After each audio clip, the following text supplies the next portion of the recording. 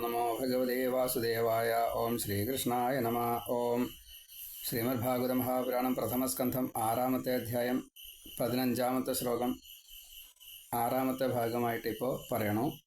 ഓം പരിശ്രാന്തേന്ദ്രിയാത്മാഹം ത്രിട്പരീതോ ബുഭുക്ഷിത സ്നാത്വാ പീത്വാ ഹൃദേ നദ്യ ഉപസ്പൃഷ്ടോ ഗതശ്രമാ. പരിശ്രാന്ത ഇന്ദ്രിയ ആത്മാ, അത്യധികം പരിശ്രമം ചെയ്ത് എന്നുവെച്ചാൽ നടന്നു, അനവധി കാഴ്ചകൾ കണ്ടു. അപ്പോൾ ദേഹത്തിനും മനസ്സിനും പലതരത്തിൽപ്പെട്ടതായിട്ടുള്ള ഭാവങ്ങളുണ്ടായി. ദേഹത്തിന് നല്ലോണം ക്ഷീണം സംഭവിച്ചു, മനസ്സിന് കുറേ നല്ലതും കണ്ടു, ചീത്തയും കണ്ടു. ഇതെന്താ അതിങ്ങനെ എന്നുള്ളൊരു അത്ഭുതവും ആദ്യമായിട്ട് കാണുകയാണ്. അപ്പോൾ ആ ഉണ്ണിയുടെ 5 വയസ്സുള്ള ഉണ്ണിയുടെ നാരദൻ്റെ ആ യാത്രയിൽ ഉള്ളിൽ മുഴുവൻ ഭഗവാനാണ്. കാഴ്ചകൾ കണ്ടെന്ന് മുഴുവൻ അത്ര ഭഗവത്വമല്ല, എന്നാൽ ചിലതൊക്കെ കണ്ടു. അപ്പോൾ മനസ്സിന് ഒരു ചെറിയ പോസിറ്റീവും ഉണ്ട്, നെഗറ്റീവും ഉണ്ട്. ആദ്യം പോസിറ്റീവാണ്, പിന്നെ കുറച്ച് നെഗറ്റീവുണ്ട്. അപ്പോൾ മനസ്സിനും കുറച്ചൊരു ക്ഷീണമുണ്ട്, അധ്വാനിച്ചതുകൊണ്ട് ശരീരത്തിനും ക്ഷീണമുണ്ട്. പരിശ്രാന്ത ഇന്ദ്രിയങ്ങളോട്, അപ്പോൾ കാഴ്ചകളുണ്ട്, പലതും കണ്ടേ, കർമ്മേന്ദ്രിയങ്ങൾ കുറേ പണിയെടുത്തു. അപ്പോൾ എല്ലാ ഇന്ദ്രിയങ്ങൾക്കും ക്ഷീണം വന്നു, ദേഹത്തിനും ക്ഷീണം വന്നു. അപ്പോൾ പരിശ്രാന്ത ഇന്ദ്രിയ ആത്മാ. അപ്പോൾ അവിടെ ആത്മാ എന്ന് ഉദ്ദേശിച്ചത് ദേഹം എന്നുള്ള നിലയ്ക്കാണ്. ആത്മാവ് ദേഹമല്ല, ആത്മാവ് ജീവനാണ്, പരമാത്മാവിൻ്റെ അംശമാണ്. എങ്കിലും ഇവിടെ ദേഹസംബന്ധിയായിട്ടുള്ള ഒരു രീതിയിലാണ് അവിടെ പരിശ്രാന്ത ഇന്ദ്രിയാത്മാ എന്ന് കൊടുത്തത്. അങ്ങനെയുള്ള ദേഹത്തോടു കൂടിയ ആ നാരദൻ, 5 വയസ്സുള്ള ഉണ്ണി, ത്രിട്പരീത, ദാഹത്താൽ വല്ലാതെ കണ്ട് വിഷമിച്ചു. എങ്ങനെ ശരീരത്തിന് ക്ഷീണം വരണോ അതിനെ പരിഹരിക്കാൻ പ്രാണോർജം കൊടുക്കാൻ ദാഹജലവും അതേപോലെ ആഹാരവുമാണ് കൊടുക്കേണ്ടത്. അത് ഇതുവരെ കൊടുത്തിട്ടില്ല. അപ്പോൾ അതിൻ്റെ ഒരു ക്ഷീണം ശരീരത്തിന് നല്ലോണം സംഭവിച്ചു. പരിശ്രാന്തേന്ദ്രിയാത്മാ ത്രിട്പരീത, അങ്ങനെ വല്ലാതെ കണ്ട് അധ്വാനിച്ചത് കൊണ്ട് ഇന്ദ്രിയങ്ങൾക്ക് കുറച്ചൊരു ക്ഷീണം വന്നു, ദേഹത്തിന് ക്ഷീണം വന്നു. ആ ക്ഷീണഭാവത്തെ കാണിക്കാൻ വേണ്ടിയിട്ട് ഇങ്ങനെ പറഞ്ഞു. ബുഭുക്ഷിത, വെള്ളം മാത്രമല്ല ആഹാരവും വേണം, ആഹാരം കഴിക്കണം എന്നുള്ള തോന്നൽ, വിശപ്പും വന്നു. വിശപ്പും ദാഹവും കൊണ്ട് ക്ഷീണിച്ചു. കുറേ നടന്നു കഴിഞ്ഞപ്പോൾ വിശപ്പും ദാഹമൊക്കെ ഉണ്ടായി എന്ന് ചെറിയ അർത്ഥം. പരിശ്രാന്തേന്ദ്രിയാത്മാ ത്രിട്പരീത ബുഭുക്ഷിത.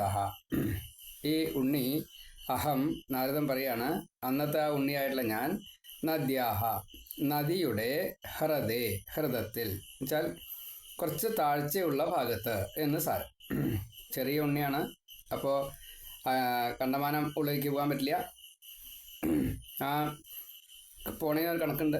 അത് കുറച്ചൊരു ആഴമുള്ള സ്ഥലത്ത്, ആ ഉണ്ണിയെ സംബന്ധിച്ചുള്ള ആഴമുള്ള സ്ഥലത്ത്, ശുദ്ധജലം കിട്ടുന്ന സ്ഥലത്ത്, വക്കത്തുനിന്ന് എടുത്ത് കുടിക്കാറില്ല. ഇത്തിരി അങ്ങോട്ട് താഴത്തേക്ക് ഇറങ്ങിയിട്ടേ നദിയത്തെ വെള്ളം കുടിക്കാറുള്ളൂ. വക്കത്തൊക്കെ കുറേശ്ശെ നൊരയോ പതയോ അതല്ലെങ്കിൽ ഇലകളോ അങ്ങനെ എന്തെങ്കിലുമൊക്കെ ഉണ്ടാവും. ഒഴുകണ വെള്ളമാണെന്ന് വെച്ചാൽ അതിലത്ര ഉണ്ടാവില്ല. അപ്പോൾ അത് മനസ്സിരുത്തി കഴിഞ്ഞാൽ കുടിക്കാൻ സാധിക്കും. അത് ഗോപ്യം. അപ്പം ഇങ്ങനെ അഹം നദ്യാഹ ഹൃദേ സ്നാത്വ, ആദ്യം കുളിച്ചു. അപ്പോൾ അറിയാതെ കണ്ട് പറ്റിയ ഒരു ഗുണം, നദിയിലിറങ്ങി കാല് കഴുകി. നദിയിലിറങ്ങി കാല് കഴുകി വെച്ചാൽ കാല് തന്നെ, നദിയിലിറങ്ങിയാൽ കാലിൽ വെള്ളമായല്ലോ, അപ്പോൾ കാല് കഴുകി. അറിയാതെ ചെയ്യുന്ന പുണ്യമാണ്. അത് കഴിഞ്ഞ് കുളിച്ചു. സ്നാത്വ ഉപസ്പൃഷ്ട, ആചമനാദി കാര്യങ്ങളെല്ലാം ചെയ്തു. അപ്പോൾ ഇവിടെ ഉപനയനം കഴിഞ്ഞിട്ടില്ല, അല്ലെങ്കിൽ ശൂദ്രഭാവത്തിലാണ്. എന്നിട്ടും എന്തൊക്കെ ചെയ്തു? മുഖം കഴുകുക, കണ്ണ് കഴുകുക, ചെവി കഴുകുക. ക്ഷീണം ഉണ്ടാകുമ്പോൾ അതിൻ്റേതായിട്ടുള്ള വയർപ്പ് കാര്യങ്ങളൊക്കെ ഉണ്ട്. അതൊക്കെ വേണ്ട രീതിയിൽ മുഖം തൊട്ട് ഓരോന്നും. അതേപോലെ വായ കഴുകുക, ഒരു തുള്ളി വെള്ളം കുടിക്കുക, 3 തവണ കുടിക്കണമെന്ന കണക്ക്, അങ്ങനെ പലതും. അതാണ് ആചമനം. അപ്പം ഇങ്ങനെ ഉപസ്പൃഷ്ട, നന്നായിട്ട് തൊടുക, മറ്റു കാര്യങ്ങളെല്ലാം ചെയ്തു, അംഗങ്ങളിലൊക്കെ തൊട്ടു എന്നുള്ളതാണ് അതിൻ്റെ അർത്ഥം വരിക. അപ്പോൾ ആചമനാദികൾ ചെയ്തിട്ട് പിന്നെയോ പീത്വ, സ്നാനം ചെയ്തു, ആചമനം ചെയ്തു. അപ്പോൾ തർപ്പണമുണ്ട്. ഉപനയനം കഴിഞ്ഞ ആളുകൾക്ക് വേറെയാണ്, അല്ലാത്തവർക്ക് വേറെയാണ്. ഇവിടെ ഉപനയനം കഴിഞ്ഞിട്ടില്ല, അപ്പോൾ ആ രീതിയിലാണ് വരിക. അത് കഴിഞ്ഞ് വെള്ളം കുടിച്ചു. അപ്പോൾ ഒരു ബ്രാഹ്മണ്യം അവിടെ വന്നു എന്നുള്ളതാണ്. ഇവിടെ പൂർണ്ണനൂലിട്ടിട്ടില്ല, ശൂദ്രഭാവമാണ്. പക്ഷേ ഈ പ്രവൃത്തികളൊക്കെ ഭക്തൻ്റേതായിട്ടുള്ളൊരു ഭാവമാണ്. അത് ബ്രാഹ്മണ്യാണ്, അതാണ് ബ്രാഹ്മണ്യം. അത് വന്നു. പീത്വ, ജലം പീത്വ. പിന്നെയോ ഗതശ്രമ. അപ്പോൾ ഈ ശ്രമഫലമായിട്ട് പരിശ്രാന്തനായിരുന്നു, അത് മുഴുവൻ പോയി. ആ ക്ഷീണം മുഴുവൻ പോയി. ഒറ്റ ശ്ലോകം കൊണ്ട് കുറേ നടന്നു, കാഴ്ചകൾ കുറെ കണ്ടു. അടുത്ത് നദി കണ്ടു. നദി കണ്ടപ്പോൾ നദിയിലേക്ക് ഇറങ്ങി, കാല് കഴുകി, കുളിച്ചു, ആചമനാദ്യ കാര്യങ്ങളെല്ലാം ചെയ്ത് ദേഹമൊക്കെ ശുദ്ധാക്കി. അതിനുശേഷം വെള്ളം കുടിച്ചു. ക്ഷീണമൊക്കെ പോയി. പരിശ്രാന്ത ഇന്ദ്രിയ ആത്മാ അഹം തൃഡ് പരീതഃ ബുഭുക്ഷിതഃ സ്നാത്വാ പീത്വാ ഹൃദേ നദ്യാഃ ഉപസ്പൃഷ്ടഃ ഗതശ്രമഃ. അന്വയം: പരിശ്രാന്തേന്ദ്രിയാത്മാ തൃഡ്പരീതഃ ബുഭുക്ഷിതഃ അഹം നദ്യാഃ ഹൃദേ സ്നാത്വാ ഉപസ്പൃഷ്ടഃ പീത്വാ ജലം പീത്വാ. അപ്പോൾ പീത്വാ ഗതശ്രമഃ. അന്വയം: പരിശ്രാന്തേന്ദ്രിയാത്മാഹം തൃഡ്പരീതോ ബുഭുക്ഷിത സ്നാത്വാ പീത്വാ ഹൃദേ നദ്യാ ഉപസ്പൃഷ്ടോ ഗതശ്രമ. അപ്പോൾ പരിശ്രാന്തങ്ങളായിട്ട് അനവധി പണിയെടുത്തതായിട്ടുള്ള ശരീരവും ഇന്ദ്രിയവും അങ്ങനെയുള്ള ദേഹത്തോടു കൂടിയ ഞാൻ, പരിശ്രാന്തേന്ദ്രിയാത്മാ അഹം തൃഡ്പരീതഃ ബുഭുക്ഷിതഃ, എനിക്ക് വളരെയധികം ദാഹം ഉണ്ടായിരുന്നു, ക്ഷീണം ഉണ്ടായിരുന്നു, ഞാൻ വല്ലാണ്ട് വിശന്ന് അവശനായിരുന്നു. അപ്പോൾ നദി കണ്ടു. അപ്പോൾ സ്നാത്വ, ആ നദിയിൽ കുളിച്ചു. പീത്വ, വെള്ളം കുടിച്ചു. ഹൃദേ നദ്യാഹ, അപ്പോൾ നദിയിലെ കയം എന്നാണ് ഹൃദം. അപ്പോൾ കുറച്ച് ആഴമുള്ള സ്ഥലത്ത് എന്ന് മാത്രം. അത് ചെറിയ ഉണ്ണിയാണ്, അത് കണക്കാക്കണം. അങ്ങനെ ആ ഉണ്ണി അവിടേക്ക് ഇറങ്ങി. ഉപസ്പൃഷ്ട, ആചമനാദി കാര്യങ്ങൾ എന്നുള്ള വെച്ചാൽ വന്ദനാദി കാര്യങ്ങൾ, ആദിത്യം അംബികാം വിഷ്ണു ഗണനാഥം മഹേശ്വരം വന്യം ചന്നൊക്കെ ഉണ്ട്. അപ്പോൾ ആ രീതിയിൽ ആ ഉണ്ണിക്ക് എന്താണോ വേണ്ടത് അപ്പോഴത്തെ അവസ്ഥയിൽ അതൊക്കെ ചെയ്തു. ഗതശ്രമ, അതുകൊണ്ട് തന്നെ ക്ഷീണാദി കാര്യങ്ങളെല്ലാം പോയി. 15ാമത്തെ ശ്ലോകം: പരിശ്രാന്തേന്ദ്രിയാത്മാഹം തൃഡ്പരീതോ ബുഭുക്ഷിത സ്നാത്വാ പീത്വാ ഹൃദേ നദ്യാ ഉപസ്പൃഷ്ടോ ഗതശ്രമ തസ്മിൻ നിർമ്മനുജേരണ്യേ പിപ്പലോപസ്ഥാശ്രിത ആത്മനാത്മാനമാത്മസ്ഥം യഥാശ്രുതമചിന്തയം. 16ാമത്തെ ശ്ലോകം: നിർമ്മനുജേ, മനുഷ്യർ ഇല്ലാത്ത ഒരു സ്ഥലമായിരുന്നു അത്. തസ്മിൻ അരണ്യേ, കാരണം കൊടുങ്കാടാണ്, നമ്മളിങ്ങനെ പറഞ്ഞു ക്രമേണയായിട്ട് കാട്ടിലൂടെയാണ് പോയതെന്ന്. ആ വലിയ കാട്ടില് പിപ്പലോപസ്ഥേ, ഒരു അരയാലോ പേരാലോ, പിപ്പലം എന്ന് പറഞ്ഞു കഴിഞ്ഞാൽ ആല്, ആലിൻ്റെ ചോട്ടില് ആശ്രിത, അവിടെ അതിൻ്റെ ഉപസ്ഥത്തിൽ, അപ്പം അതിൻ്റെ താഴേന്നർത്ഥം, തലേണ അല്ലെങ്കിൽ താഴെ അങ്ങനെ ഇരുന്നു. ആ ആൽത്തറയിൽ ഇരുന്നു. തറ ഉണ്ടായിക്കൊള്ളുന്നില്ല, കല്ലോ എന്താ വെച്ചാൽ അവിടെ ഇരുന്നു. ആശ്രിത ആത്മന. എന്നിട്ട് ഇവിടെ ആത്മന, ആത്മാനം, ആത്മസ്ഥം എന്ന് 3 വാക്കുണ്ട്. അപ്പോൾ ഇവിടെ ആത്മന, മനോബുദ്ധി കൊണ്ട് ഞാൻ ആര് എന്നുള്ള രീതിയിൽ ചിന്തിച്ചു. ആത്മന, അങ്ങനെ ആത്മസ്ഥം. അപ്പോൾ ചിത്തത്തിലിരിക്കുന്ന മനോബുദ്ധി അഹങ്കാരം കൊണ്ട് ചിന്തിച്ചു കഴിഞ്ഞപ്പോൾ ചിത്തത്തിലിരിക്കുന്നതായിട്ടുള്ള ഭഗവാനെ, ജീവാത്മാവിനെ, ആത്മസ്ഥം, ആത്മാനം, ആ പരമാത്മാവിനെ, ജീവാത്മാവിനെയും പരമാത്മാവിനെയും സാക്ഷിയായിട്ടുള്ള അന്തര്യാമിയെയും യഥാശ്രുതം, ഗുരുമുഖത്തിൽ നിന്ന് ഭാഗവതം കേട്ടു. അപ്പോൾ 6 തവണ ഭാഗവതം കേട്ടിട്ടുണ്ട്, അല്ല 24 തവണ ഭാഗവതം കേട്ടിട്ടുണ്ട്. അപ്പോൾ ഈ 24 തവണ നമ്മൾ പറഞ്ഞ കണക്കാട്ടോ. അപ്പോൾ ഈ അത്രയും കേട്ടതായിട്ടുള്ള ഈ കൃഷ്ണകഥ മുഴുവനാണ് 4 മാസം മുഴുവൻ കേട്ടത്.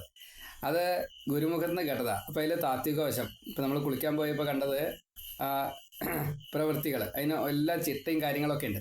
അതൊക്കെ ഉണ്ടായതുകൊണ്ട് അത് തന്നെ മനസ്സിൽ വിചാരിച്ചതുകൊണ്ട് മറ്റു കാര്യങ്ങളൊന്നും നിസ്സംഗമാണ്, ജനങ്ങളൊന്നുമില്ല.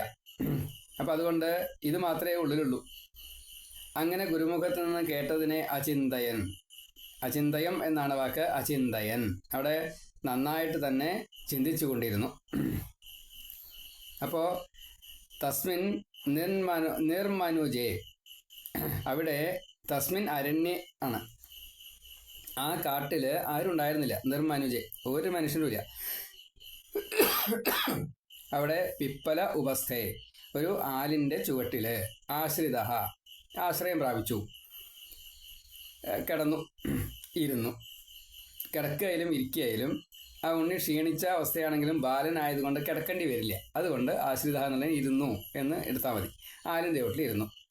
പിന്നെയോ ആത്മന, ഈ ദേഹത്തോട് ബന്ധപ്പെട്ടതായിട്ടുള്ള മനോബുദ്ധി അഹം, ഈ മൂന്നെണ്ണം കൊണ്ട് ആത്മന, ദേഹം വേണം, മനസ്സ് വേണം, ബുദ്ധി വേണം, അഹം വേണം.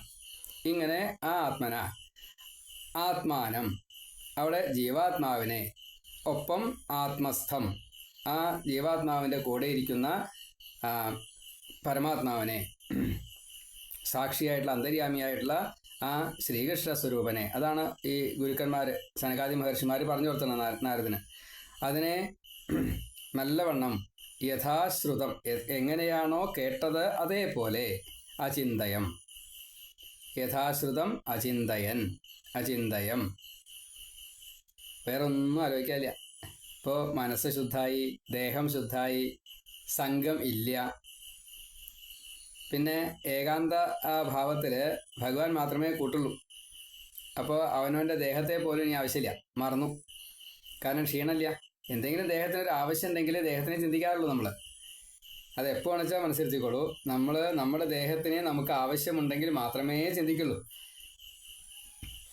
മനസ്സ് പ്രേരിപ്പിച്ചു വെച്ചാൽ ഇന്ദ്രിയങ്ങളുടെ ഏതെങ്കിലും ഒന്ന് അങ്ങോട്ടോ ഇങ്ങോട്ടോ പോകുമ്പോൾ നമുക്ക് ദേഹത്തിന് ആവശ്യമുണ്ട്. നമ്മുടെ മനസ്സിന് വേറെ യാതൊന്നും ഈ ദേഹത്തിനെ കൊണ്ട് ആവശ്യമില്ല വെച്ചാൽ മിണ്ടില്ല, നമുക്കൊന്നും ആവശ്യമില്ല, നോ നീഡ്. ഇവിടെ ഈ ഉണ്ണി ആ ഒരു അവസ്ഥയിലുള്ളത്. അപ്പോൾ എന്താ ചിന്തിച്ചത്? ഗുരുക്കന്മാർ പറഞ്ഞതിനെ ചിന്തിച്ചു. അത് ഈശ്വരാനുഗ്രഹ, ഗുരുവിൻ്റെ അനുഗ്രഹ. എന്താ ചിന്തിച്ചത്? ഗുരുക്കന്മാരെന്താ പറഞ്ഞു കൊടുത്തത്? ഭാഗവതാണ്, കൃഷ്ണകഥകളാണ്. അപ്പോൾ കൃഷ്ണലീലകളെ ചിന്തിച്ചു, രൂപത്തെ ചിന്തിച്ചു, നാമത്തെ ചിന്തിച്ചു, ലീലകളെ ചിന്തിച്ചു, ധാമത്തെ ചിന്തിച്ചു, ഗുണത്തെ ചിന്തിച്ചു, ഭക്താനുഗ്രഹം, അതെല്ലാം ചിന്തിച്ചു. തസ്മിൻ നിർമനുജേരണ്യേ പിപ്പലോപസ്ഥ ആശ്രിത ആത്മന ആത്മാനമാത്മസ്ഥം യഥാശ്രുതം അചിന്തയം. നിർമനുജേ തസ്മിൻ അരണ്യേ പിപ്പലോപസ്ഥേ ആശ്രിത ആത്മന ആത്മസ്ഥം ആത്മാനം യഥാശ്രുതം അചിന്തയം. ഇങ്ങനെ അന്വയം. തസ്മിൻ നിർമനുജേ, തസ്മിൻ അത് കഴിഞ്ഞിട്ട് നിർമനുജേ. അപ്പോൾ അവിടെ ആ ഊന്നൽ നീ എന്നുണ്ട്. തസ്മിൻ അവിടെ പകുതി ചില്ലക്ഷരം പോയി, ബാക്കിയൊക്കെ ശരിയാ. തസ്മിൻ നിർമനുജേ, അവിടെ തസ്മിന നിർമനുജേ എന്ന് വരും. 2 നകാരമുണ്ട്, അതിൽ ഒരു ചില്ലി പോവും. അപ്പോൾ തസ്മിൻ നിർമനുജേ അരണ്യേ പിപ്പലോപസ്ഥ, പിപ്പല ഉപസ്ഥ, പിപ്പലോപസ്ഥ ആശ്രിത ആത്മന, അവിടെ 2 F ഉണ്ട്. അപ്പോൾ ആത്മാനം ആത്മസ്ഥം, ആത്മാനം ആത്മസ്ഥം യഥാശ്രുതം അചിന്തയം. തസ്മിൻ നിർമനുജേരണ്യേ പിപ്പലോപസ്ഥാശ്രിത ആത്മനാത്മാനമാത്മസ്ഥം യഥാശ്രുതമചിന്തയം. ഇനി 17ാമത്തെ ശ്ലോകം. ധ്യായതശ്ചരണാംഭോജം ഭാവനിർജിതചേതസ ഔത്കണ്ഠ്യാശ്രുകലാക്ഷസ്യ ഹൃദ്യാസീന്മേശനൈർഹരി. സർവത്ര ഗോവിന്ദനാമ സങ്കീർത്തനം. ഗോവിന്ദ ഗോവിന്ദ, നാരായണ നാരായണ നാരായണ. ശ്രീകൃഷ്ണായ നമ. ഭഗവാന്റെ ഇഷ്ടനാണ് നാരദൻ. ആ നാരദന് ഒരു ദാസീജന്മം വേണ്ടി വന്നപ്പോൾ, അപ്പോൾ ഗന്ധർവനാണ്, പിന്നീട് ഗന്ധർവനായിട്ട് തന്നെയാണ് നാരദൻ, എങ്കിലും വളരെ വ്യത്യാസം വന്നു. അപ്പോൾ അതിൻ്റെ ഇടയ്ക്കുള്ള ഒരു ജന്മത്തിലുണ്ടായ ഈ സത്സംഗമാണ് ഇപ്പോൾ നമ്മുടെ ഈ ഭൂവാസം. ഈ ഭൂവാസം എന്തിനു വേണ്ടിയിട്ട്? നിയോഗമുണ്ട്. ആ നിയോഗം അത് ഏറ്റവും ഉന്നത ഭാവത്തിലെത്താനുള്ള അതിന് ഭഗവത് അനുഗ്രഹമുണ്ടെങ്കിൽ അതങ്ങനെ ശീലിക്കണം കേട്ടോ, അല്ലെങ്കിൽ കിട്ടില്ല. ഈശ്വരാർപ്പണമായിട്ട് എല്ലാ കാര്യങ്ങളും അങ്ങനെ ചെയ്താൽ മാത്രമേ ഇങ്ങനെ കിട്ടുള്ളൂ. അതിന് പൂർവ്വജന്മകൃത പുണ്യം വേണം. അതേപോലെ തന്നെ നമ്മുടെ മനസ്സിൽ എപ്പോഴും ഒരു ശുശ്രൂഷാഭാവം വേണം. ഇന്ന് അതില്ല എന്നുള്ളത് വളരെ ദയനീയം അത്രേ പറയാനുള്ളൂ. ഈ ഉണ്ണിക്ക് അത് ഉണ്ടായിരുന്നത് കൊണ്ട് ധ്യായത ചരണ അംഭോജം, സദാസമയത്തും ധ്യാനം ചെയ്യുന്ന കൂട്ടത്തിൽ തന്നെ ഇപ്പോഴും ധ്യാനം ചെയ്തു. ചരണം തൃക്കാലികൾ, അംഭോജം അത് തൃക്കാലികൾ താമരക്കാലുകളെ പോലെയാണ്. അതുകൊണ്ട് താമരപ്പൂവിനെ പോലെയുള്ള കാലുകളെ ധ്യാനിച്ചു. ഭാവനിർജിത ചേതസ, എത്രത്തോളമാണോ തൻ്റെ മനസ്സിൽ ഇതങ്ങോട്ട് കുടിയിരിക്കുന്നത് അതേപോലെ ഭക്തി കൊണ്ട് മനസ്സിനെ ജയിക്കാൻ സാധിച്ചു. ഭക്തി കൊണ്ട് അല്ലെങ്കിൽ ആ സമയത്തില്ല, ജനിച്ചന്ന് മുതൽ കളിക്കോപ്പ് വലിച്ചെറിഞ്ഞ ആളാ. 5 വയസ്സേ ഉള്ളൂ, പണ്ട് കാര്യമില്ല. ആ ഉണ്ണിയുടെ സ്വഭാവം മനസ്സിലായത് കൊണ്ടാണ് സനകാദി മഹർഷിമാർ ഭാഗവതം പറഞ്ഞു കൊടുത്തത്. അപ്പോൾ ഭാവനിർജിത ചേതസ, ചേതസ് ഈ ജിതം ആയിരിക്കണം, മനസ്സ് ജയിച്ചിരിക്കണം. എങ്ങനെ ജയിച്ചു? എല്ലാ തരത്തിൽപ്പെട്ടതായിട്ടുള്ള സങ്കല്പ വികല്പങ്ങളെയും ജയിച്ചു. ഭാവനകളെ വേണ്ടാച്ചു. ഒറ്റ ഭാവനയുള്ളൂ, അത് ഭഗവാനെയാണ്, ഭഗവത്വത്തെയാണ് ഭാവിക്കുന്നത്. അപ്പോൾ ഭാവനിർജിത ചേതസ, ലൗകിക വിഷയത്തിൽ നിന്നും മനസ്സ് മുക്തമായി തീർന്നു. ചരണാംഭോജം, ആ തൃപ്പാദ കമലങ്ങളെ നല്ലോണം എങ്ങനെ ധ്യാനിച്ചു? ധ്യായത, നന്നായിട്ട് തന്നെ ധ്യാനിച്ചു. വേറെ ഒന്നും മനസ്സിലില്ലാത്ത രീതിയിൽ. ഔത്കണ്ഠ്യ അശ്രുകലാക്ഷസ്യാം, ഉത്കണ്ഠയോട് കൂടിയിട്ട്. എങ്ങനെയാ ഭഗവാനെ കാണാൻ തരാവുക? ഭഗവാൻ എങ്ങനെയാവും? ഭഗവാൻ കണ്ടു കഴിഞ്ഞാൽ എങ്ങനെയാ എന്നോട് പ്രതികരിക്കുക? ഞാൻ എങ്ങനെയാ അങ്ങോട്ട് പ്രതികരിക്കേണ്ടത്? ഇങ്ങനെയൊക്കെ ധാരണ. നമുക്ക് ഭഗവാനെ തന്നെ അറിയില്ല, പിന്നെ നമ്മൾ ഭഗവാനെ ധ്യാനിക്കുക? നമുക്ക് അറിയാവുന്ന രീതിയിലല്ലേ നമുക്ക് ധ്യാനിക്കാൻ പറ്റൂ. ഫോട്ടോ ആവാം, സകല സ്വരൂപങ്ങൾ പലതുണ്ട്, അതാവാം. ഭാഗവതത്തിൽ വായിച്ച രീതിയിലുള്ള ചിലതൊക്കെ അറിയാം, അതാവാം. ഭഗവാന്റെ യഥാർത്ഥത്തിലുള്ള രൂപം എന്ത് നമുക്കറിയില്ല.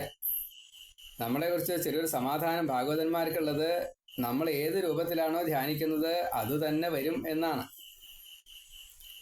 അപ്പോൾ താമരയായിക്കോട്ടെ, പെന്നായിക്കോട്ടെ, പുസ്തകമായിക്കോട്ടെ, ഫോട്ടോ ആയിക്കോട്ടെ, സകല സ്വരൂപങ്ങളുടെ ഏതാച്ചായിക്കോട്ടെ, അതിൽ സസ്യമായാലും വിരോധമില്ല, തിര്യജാതിയായാലും ദേവന്മാരായാലും ശ്രീകൃഷ്ണനായാലും ഒക്കെ ഒരുപോലെ, ബ്രാഹ്മണരായിക്കോട്ടെ ഗുരുക്കന്മാരായിക്കോട്ടെ, അതിൽ ഈശ്വരനെ കണ്ടാൽ മതി. കാരണം എല്ലാവരുടെയും ഈശ്വരനുണ്ട്.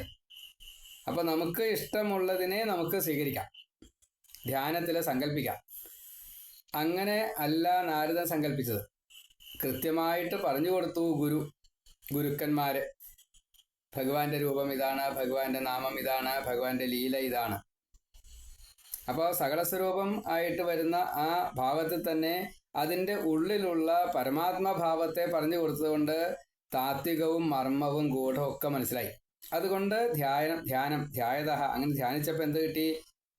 കുറച്ചൊരു ഉത്കണ്ഠ വന്നു. അപ്പൊ ഈ ഉത്കണ്ഠ, ആ ഉത്കണ്ഠ്യ അശ്രുകലാക്ഷസ്യ, മനസാർദ്രമായ കണ്ണ് നിറയും.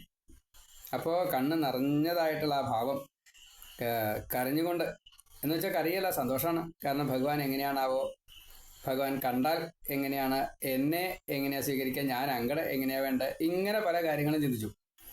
അപ്പോൾ ഉത്കണ്ഠ്യ അശ്രുകലാക്ഷസ്യ, കണ്ണ് നിറഞ്ഞാൽ ആ കണ്ണോട് കൂടിയിട്ട് മേ ഹൃദി, അപ്പോൾ എൻ്റെ ഹൃദയത്തിൽ ഹരി ശനൈഹി ആസീത്, ചിന്തിച്ചത് മനസ്സുകൊണ്ടാണ്. അപ്പോൾ എവിടെയാ ഭഗവാൻ ഇരിക്കുന്നത്? എല്ലാവരുടെയും ഹൃദയ കമലത്തിൽ, ഹൃദയപുഷ്പത്തിൽ ഭഗവാൻ ഇരിക്കണു എന്നാണ് പറഞ്ഞിരിക്കുന്നത്. ഇവിടെ ധ്യാനം ചെയ്ത് കഴിഞ്ഞപ്പോൾ ഭഗവാൻ ആ ഉണ്ണിയുടെ ഹൃദയത്തിൽ അങ്ങോട്ട് കയറിയിരുന്നു. അതങ്ങനെ ക്രമേണയായിട്ട് കാണാൻ തുടങ്ങി. ധ്യാനം ചെയ്തപ്പോൾ ആ ഗുരുക്കന്മാർ പറഞ്ഞ പാദാദികേശ വർണ്ണന, കേശാദിപാദ വർണ്ണന, അത് നല്ലോണം അങ്ങോട്ട് ധരിച്ചു. അത് കാമതനായിക്കോട്ടെ, മുക്തിതനായിക്കോട്ടെ, ജ്ഞാനതനായിക്കോട്ടെ, ഇരിക്കുന്നതായിക്കോട്ടെ, നിൽക്കുന്നതായിക്കോട്ടെ, കിടക്കുന്നതായിക്കോട്ടെ, ഏതായാലും ഭഗവത് രൂപത്തെ ഇങ്ങനെ ധ്യാനിച്ചു. അപ്പോൾ ആ ഭഗവത്വത്തെ മുഴുവൻ ആവാഹിക്കാൻ സാധിച്ചു. അപ്പോൾ കണ്ണ് നിറഞ്ഞു. ഭാവം ഭാവഗ്രാഹി ജനാർദ്ദനാണല്ലോ. അപ്പോൾ ഭാവം നല്ലോണം മനസ്സിലായി. ഉണ്ണിയുടെ ഭാവം മനസ്സിലായപ്പോൾ ഉണ്ണിക്ക് അപ്പം തോന്നിയത് ഏതാണോ, നരസിംഹാച്ചാത്, കൃഷ്ണാച്ചാത്, വരാഹാച്ചാത്, ശ്രീരാമനാച്ചാത്, വാമനാച്ചാത്, അത്രയേ ഉള്ളൂ. അത് മിന്നൽ അങ്ങനെ അങ്ങോട്ടും ഇങ്ങോട്ടും ഒക്കെ മാറി മാറി മാറി വരും. ഭഗവത്വത്തെ മുഴുവൻ മനസ്സിലാക്കിയത് കൊണ്ട് എത്ര കോടി അവതാരം ഉണ്ടോ അത്രയും കോടി അവതാരം. ആ ബ്രഹ്മഭാവത്തിൽ നിന്നും ഈ ഉണ്ണി സകല സ്വരൂപങ്ങളെ കണ്ട് കണ്ട് കണ്ട് കണ്ട് കണ്ട് ഭഗവത്വത്തെ മുഴുവൻ മനസ്സിലായി എന്നതാണ് ഭാഗവത കേട്ടതേ. അതുകൊണ്ട് കണ്ണ് നിറഞ്ഞു, മനസ്സ് നിറഞ്ഞു. ആ മനസ്സിൻ്റെ ഉള്ളിൽ ശുദ്ധമായിട്ടുള്ള മനസ്സാണ്. ആ താമരപ്പൂവിൽ ഭഗവാൻ ഇരുന്നു. ക്രമേണ ക്രമേണയായിട്ട് അതാ ഉണ്ണിക്ക് അനുഭവിക്കാൻ സാധിച്ചു. കണ്ണുകൊണ്ട് കാണാൻ പറ്റില്ല, ചെവി കൊണ്ട് കേൾക്കാൻ പറ്റില്ല, മൂക്ക് കൊണ്ട് മണക്കാൻ പറ്റില്ല, അഗോചരനാണ്, ഇന്ദ്രിയങ്ങളെ കൊണ്ട് അറിയാൻ സാധിക്കില്ല. പക്ഷേ സങ്കല്പത്തിൽ ഹൃദയത്തിലിരിക്കുന്നതായിട്ടുള്ള ഭഗവാനെ നല്ലോണം കണ്ടു. മേ ഹൃദി ഹരിഹി ശനൈഹി ആസീത്, ഉണ്ടായി, ഇരുന്നു. അപ്പോൾ ആവിർഭവിച്ചു, പ്രത്യക്ഷപ്പെട്ടു. പുറത്തല്ല, ഉള്ളിൽ, തൻ്റെ ഉള്ളിൽ ഭഗവാനെ കാണാൻ സാധിച്ചു. അതാണ് യഥാർത്ഥത്തിലുള്ള ധ്യാനം. ധ്യായത, ധ്യാനം ചെയ്യുന്നതായിട്ടുള്ള 5 വയസ്സുകാരൻ നാരദൻ, ഉണ്ണി ദാസ്യപുത്രൻ, ഗുരുവിൻ്റെ അനുഗ്രഹം കിട്ടിയതായിട്ടുള്ള ആ ഭാവം. ചരണ അംഭോജം, താമരക്കാലുകൾ, ശ്രീകൃഷ്ണ ഭഗവാന്റെ അല്ലെങ്കിൽ ഭഗവാന്റെ സകല സ്വരൂപങ്ങളുടെ തൃപ്പാദം. ഭാവനിർജിത ചേതസ, നന്നായിട്ട് തന്നെ ഭാവന ചെയ്തതുകൊണ്ട് ചേതസ്സിൽ വേറെ യാതൊന്നും വരാത്ത രീതിയിൽ മനസ്സിനെ ജയിക്കാൻ സാധിച്ചതായിട്ടുള്ള, ഇന്ദ്രിയങ്ങളെ ജയിക്കാൻ സാധിച്ചതായിട്ടുള്ള 6 കള്ളന്മാരാണ്. കണ്ണ്, മൂക്ക്, നാക്ക്, തൊലി, ചെവി, മനസ്സ്, ഇങ്ങനെ 6 കള്ളന്മാരാണ്. ഈ 6 കള്ളന്മാരെയും ജയിക്കാൻ സാധിച്ചു. മനസ്സിനെയും ബുദ്ധിയെയും അഹം എന്നുള്ള ബോധത്തെയും ജയിക്കാൻ സാധിച്ചു. അപ്പോൾ സ്വതേ 6 2 8 ഉണ്ട്. 8നെ ജയിച്ചാൽ 9ാമത് കിട്ടും. ആ 9ാമത്തെ അപ്പോൾ കിട്ടിയത്. അപ്പോൾ ഭാവനിർജിത ചേതസനായിക്കൊണ്ട് ഈ ധ്യാനം ചെയ്ത് കഴിഞ്ഞപ്പോൾ ഭഗവാന്റെ തൃക്കമലങ്ങളായിട്ടുള്ള തൃക്കാലുകൾ, താമരക്കാലുകളെ കണ്ടു കഴിഞ്ഞപ്പോൾ, അതിനെ തന്നെ ധ്യാനം ചെയ്ത് കഴിഞ്ഞപ്പോൾ ഉത്കണ്ഠയോട് കൂടിയിട്ട് ഉത്കണ്ഠ്യ, പിന്നെയോ അശ്രു കലാക്ഷസ്യ. അപ്പോൾ നേത്രത്തിന് കണ്ണിൽ നിന്ന് ഇങ്ങനെ തുള്ളി വീഴാൻ തുടങ്ങി. കണ്ണ് നിറഞ്ഞു. അക്ഷസ്യ അശ്രുകല. അപ്പോൾ അശ്രുകല കണ്ണിൽ നിന്ന് കണ്ണുനീരിങ്ങനെ വരാൻ തുടങ്ങി. ഹൃദി, ആ സമയത്ത് ആ ഹൃദയത്തിൽ ആസീത്, ഉണ്ടായി. മേ, എൻ്റെ ഹൃദയത്തിലുണ്ടായി. എന്ത്? ശനൈഹി, ക്രമേണ ക്രമേണയായിട്ട്. അപ്പോൾ പാദാദികേശാണ്, പാദം തൊട്ട് അങ്ങനെ മുകളിലെ കേശം വരെ. ഹരിഹി, സർവം ഹരിക്കുന്നതായിട്ടുള്ള. ഇപ്പം തന്നെ ഹരിച്ചിറക്കണം, വേറെ ഒന്നുമില്ല മനസ്സിൽ. 8ഉം പോയി, ഇനി 9ാമത് കിട്ടേ വേണ്ടു. അതങ്ങോട്ട് കിട്ടി. ധ്യായതശ്ചരണാംഭോജം ഭാവനിർജിത ചേതസ ഔത്കണ്ഠ്യാശ്രുകലാക്ഷസ്യ ഹൃദ്യാസീന്മേ ശനൈർഹരി. സർവത്ര ഗോവിന്ദ നാമസങ്കീർത്തനം. ഗോവിന്ദ ഗോവിന്ദ. ആ ഭഗവാനെ കണ്ട ഈ നാരദൻ്റെ മനസ്സ് നമുക്കും എപ്പോഴും ഏകാഗ്രമാക്കിയിട്ട് ഭഗവാനെ ധ്യാനിക്കാൻ സാധിക്കുമാറാകട്ടെ. ഭഗവാൻ എപ്രകാരത്തിലാണോ നാരദന് ഈ അനുഗ്രഹത്തെ കൊടുത്തത്, ഗുരുവിൽ നിന്നും ഈ ഭഗവത്വത്തെ മുഴുവൻ ആവാഹിക്കാൻ സാധിച്ചത്, അതേപോലെ നമുക്കും അത് സിദ്ധിക്കുമാറാകട്ടെ. സർവത്ര ഗോവിന്ദ നാമ സങ്കീർത്തനം. ഗോവിന്ദ ഗോവിന്ദ. നാരായണ നാരായണ നാരായണ.